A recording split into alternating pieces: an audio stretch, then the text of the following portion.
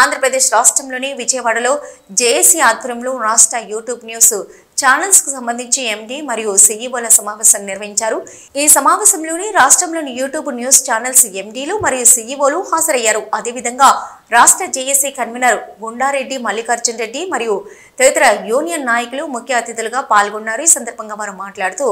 రాష్ట్రంలో ఉన్న YouTube news channels యాజమాన్యాలు కలిసికట్టుగా ఉండాలని, ప్రభుత్వం నుంచి మనకు రావాల్సిన రాయితీలను సాధించుకునేందుకు ముందుకు వెళ్లవలసిన అవసరం ఎంతైనా ఉందన్నారు. మేము అదొక ఫ్యాషన్ పంచుకొని వదులుకోలేక యూట్యూబ్ ఛానల్ను ఆసరాగా చేసుకొని యూట్యూబ్ ఛానల్ యొక్క ప్లాట్ఫామ్ను ఉపయోగించుకొని మేము యూట్యూబ్ ఛానల్స్ను కంటెంట్ ప్రజలకు ప్రభుత్వానికి మధ్య సమస్యల పరిష్కారం దిశగా మేము ఈరోజు పనిచేస్తున్నాం. కాబట్టి ప్రభుత్వాలు ఇప్పటికైనా కానీ ఆంధ్రప్రదేశ్ ప్రభుత్వం మాకు యూట్యూబ్ ఛానల్స్ అసోసియేషన్కి యూట్యూబ్ ఛానల్ యాజమాన్యాలను గుర్తించి మాకు తగిన రాయితీలు కల్పించాలని చెప్పేసి, అదేవిధంగా ప్రధానంగా అంశంగా రాయితీలలో ముఖ్యమైనది ఫ్రీలాన్సర్గా అక్రెడిటేషన్ కార్డును యాజమాన్యాలు కనీసం ఒకటైనా కానీ మాకు యాజమాన్యాలకు ఫ్రీలాన్సర్ కింద ఒక అక్రెడిటేషన్ కార్డును మంజూరు చేయవలసిందిగా ఆంధ్రప్రదేశ్ ప్రభుత్వాన్ని ఎంతో విధేయతగా మేము వేడుకుంటున్నాము. దయచేసి మా యొక్క యూట్యూబ్ ఛానల్స్ యొక్క బాధలను అర్థం చేసుకోవాలని, మా యొక్క ఇబ్బందులను అర్థం చేసుకొని మాకు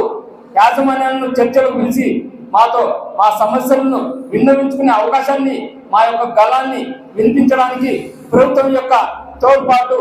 సహకారం అందించాలని చెప్పేసి ఆంధ్రప్రదేశ్ ప్రభుత్వాన్ని మరియు ఐఎన్పిఎల్ సమాచార శాఖ అధికారి మంత్రి గారిని మేము ఈరోజు సభాముఖంగా ఈ యాజమాన్యాల సమావేశంలో ఖచ్చితంగా మేము ప్రధాన డిమాండ్గా కాదు, దయచేసి సుముఖంగా ప్రాధాన్యపడుతున్నాం. ఈరోజు మేము ఎంత ఇబ్బందులు పడుతున్నామో యూట్యూబ్ ఛానల్స్గా అందరూ చూస్తున్నాం, ఎంతో అనుభవిస్తున్నాం. ఎన్నో అవమానాలు, ఎన్నో కేసులు, దాడులు, రిపోర్టర్ల మీద ఎక్కడ చూసినా కానీ దాడులు, ఇసుక మాఫియా దాడులు, నాయకులు దాడులు,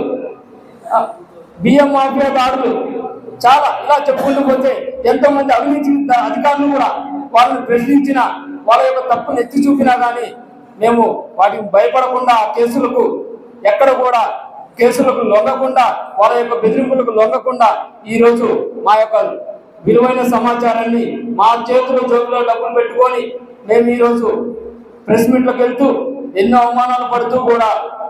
మేము ఈరోజు ప్రజలకు ప్రభుత్వానికి మధ్య వారధిగా న్యూస్ను టెలికాస్ట్ చేస్తున్నాం.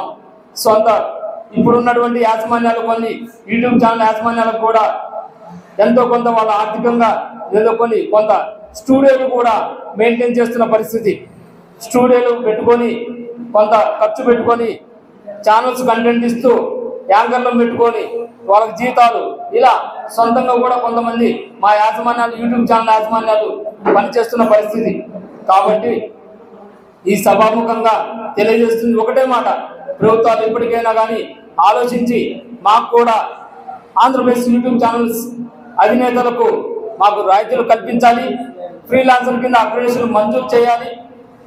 ప్రభుత్వ అధికారులకు మండల స్థాయి వరకు కూడా, గ్రామ స్థాయి వరకు కూడా యూట్యూబ్ ఛానల్స్ గుర్తించాలని చెప్పేసి ఒక జీవోను పాస్ చేసి మా మీద ఎటువంటి దాడులు జరగకుండా, యూట్యూబ్ ఛానల్స్ జర్నలిస్టులకు ఇబ్బందులు రాకుండా ఒక భరోసాను, ఒక రక్షణను కల్పించాలని చెప్పేసి ఈ సమాముఖంగా మేము ప్రభుత్వాన్ని ప్రధాన డిమాండ్గా మేము ముందుకు రాబోతున్నాము. ఖచ్చితంగా మనకు యూట్యూబ్ ఛానల్స్ అధినేతలను, మాకు యూట్యూబ్ ఛానల్స్ను గుర్తించకపోతే ఖచ్చితంగా మేము జిల్లా స్థాయి నుంచి మండల స్థాయి వరకు మా యొక్క బలం ఏందో, మా ఛానల్స్ యొక్క బలాన్ని, సంఖ్యా బలాన్ని మొత్తం కూడగట్టుకొని మేము ఈ యొక్క భారీగా రావడం జరుగుతుంది. ఖచ్చితంగా మనకు ప్రధానంగా మా యొక్క ఇబ్బందులు ఆలోచించి ప్రభుత్వం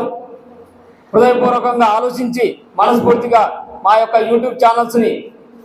అవకాశం కల్పించి మాకు చర్చలకు మాకు ఆహ్వానించి మా యొక్క ఇబ్బందులు ఏదో తెలుసుకొని మమ్మల్ని మా సమస్యలు పరిష్కరించవలసిందిగా మండల స్థాయి వరకు అధికారులకు, సమాచార శాఖ అధికారులకు కూడా మా యొక్క యూట్యూబ్ ఛానల్స్ గుర్తించాలని, ప్రెస్ మీట్లలో ఎటువంటి ఇబ్బందులు లేకుండా లోగో పెట్టుకోవడానికి కూడా అనుమతులు మంజూరు చేయాలని చెప్పేసి, ఎటువంటి దాడులు జరగకుండా యూట్యూబ్ ఛానల్స్ కూడా రక్షణగా ప్రభుత్వ శాఖ కింద పనిచేస్తున్నటువంటి పోలీస్ శాఖ వారు కూడా, హోమ్ మినిస్టర్, పోలీస్ శాఖ వ్యవస్థ కూడా మా సహాయ సహకారాలు అందించాలని మేము కోరుకుంటున్నాం.